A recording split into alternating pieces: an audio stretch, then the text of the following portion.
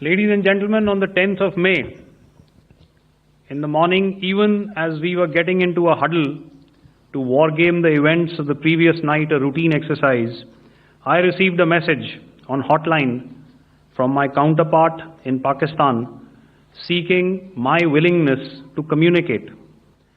Since our initial aim was to strike at terror camps, and all our actions in the subsequent days were in response to the intrusions and violations by the Pakistan Air Force and its army, it was decided that I would indeed speak with my counterpart. You are already aware, I've seen it being covered on national television, that my communication with the Pak Dgmo was conducted at 15:35 hours yesterday and resulted in cessation of cross-border firing and air intrusions by either side with effect from 1700 hours 10th of May, after he proposed that we cease hostilities. We also decided to further speak on the 12th of May, that's tomorrow, at 1200 hours, to discuss the modalities that would enable the longevity of this understanding. However, disappointingly, and must I add,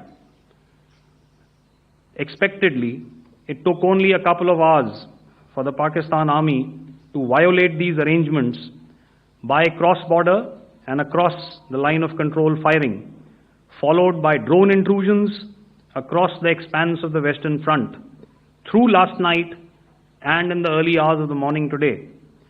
These violations were responded to robustly and dealt with as they must be. We have earlier today sent another hotline message to my counterpart highlighting these violations of the understanding between the DGMOs on the 10th of May and our firm and clear intent to respond to these fiercely and punitively, if repeated tonight, subsequently, or later. In this regard, I must inform all of you that the Chief of Army Staff has earlier today conducted a security review and has granted full authority to our Army commanders for counter-actions in the kinetic domain in case of any violation by Pakistan. In the end, I pay my solemn homage to my 5 fallen colleagues and brothers from the armed forces and civilians who have tragically lost their lives in Operation Sindoor. Our hearts go out to the bereaved families, and we express our solidarity to them in this lifetime and beyond, at this grave juncture in their lives. Their sacrifices shall always be remembered and spoken of in glowing terms by a grateful nation. We have thus far, ladies and gentlemen, exercised, and my colleague Pramod highlighted this, immense restraint, and our actions have been focused, measured, and non-escalatory.